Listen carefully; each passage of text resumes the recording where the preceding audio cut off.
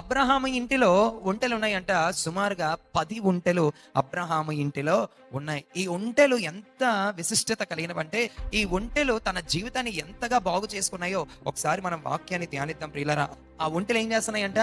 మోకరించి ఇప్పుడు 12వ వచనంలో, నా యజమానుడగు అబ్రహాము దేవుడైన యెహోవా, నేను వచ్చిన కార్యమును త్వరలో సఫలము చేసి నా యజమానుడగు అబ్రహాము మీద అనుగ్రహము చూపము. ఎవరు చేస్తున్నారు ఈ యొక్క ప్రార్థన?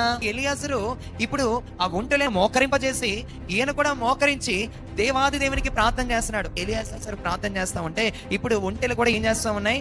మోకరించి ప్రార్థన చేస్తా ఉన్నాయి. బిగ్గరగా స్తోత్రం చెల్లిద్దాం. అబ్రహాము ఒంటెలు ఏం చేస్తున్నాయంట? మోకాలు ప్రార్థన చేస్తా ఉన్నాయి.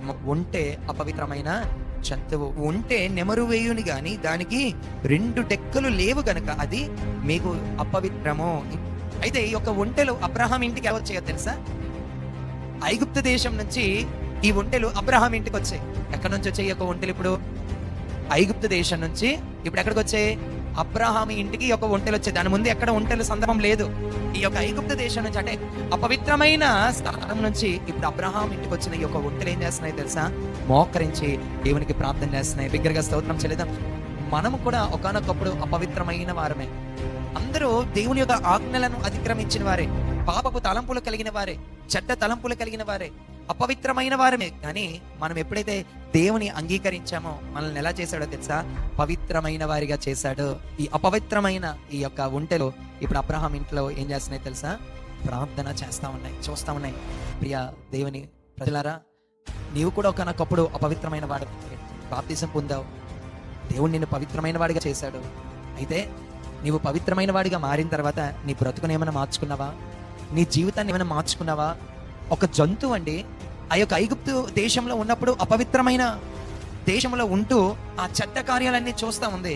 కానీ ఎప్పుడైతే ఒక ఒంటె అబ్రహాం ఇంటికి వచ్చిందో, ఎలియాజరు మోకరించమనగానే మోకరించి దేవునికి ప్రార్థన చేయడం మనం చూస్తా ఉన్నాం. ఇక్కడ కూర్చున్న మనమందరము ఎన్నో దినాలుగా దేవుని తెలుసుకున్నాం కదా.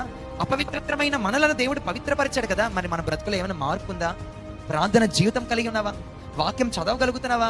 దేవుని ఆరాధించగలుగుతున్నావా? దేవుని స్తుతించగలుగుతున్నావా? దేవునికి మొదటి స్థానం ఇవ్వగలుగుతున్నావా?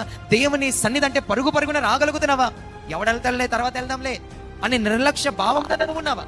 ఈ ఒంటె సుమారుగా 1000 కేజీలు కలిగి ఉంటది. అలాంటి ఒంటె మోకరించమంటే మోకాలుని దేవునికి ప్రార్థన చేస్తా ఉన్నాయి. అపవిత్రమైన జంతువే, కానీ దేవుని తెలుసుకున్న తర్వాత పవిత్రమైన జంతువుగా మారిపోయింది. హల్లెలూయా. అబ్రహాం ఇంట ఎక్కడ చూసినా కూడా భక్తి కనబడతా ఉంది, ఎక్కడ చూసినా కూడా ప్రార్థన కనబడతా ఉంది, ఎక్కడ చూసినా కూడా దేవుని సన్నిధి కనబడతా ఉంది. కనుక అబ్రహాం ఇంటిలో ఉన్న జంతువులు కూడా ప్రార్థన నేర్చుకున్నాయి. ఆమేన్.